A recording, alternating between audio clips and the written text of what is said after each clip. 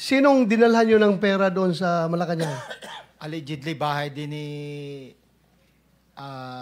Speaker, Your Honor. Master Sergeant Orly Gutisa, Philippine Navy Marines. Meron kang nabanggit kanina na nag-deliver ka ng pera doon sa Aguado or Aguada, Malacanang? Aguado, Your Honor. Aguado.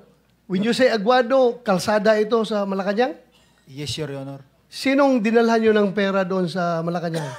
Allegedly, bahay din ni Speaker, Your Honor. Bahay ni Speaker sa Aguado, Malacanang. Yes, Your Honor. So papunta ito kay Speaker. Yes, Your Honor. Thank you.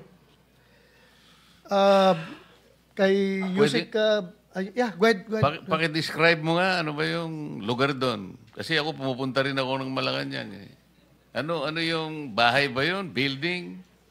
Yung sa Aguado, Your Honor, is harap ng gate 4 ng Malacanang. Maraming gate ang Malacanang. Anong gate? Gate 4, harap ng gate 4 siya, Your Honor. Thank you.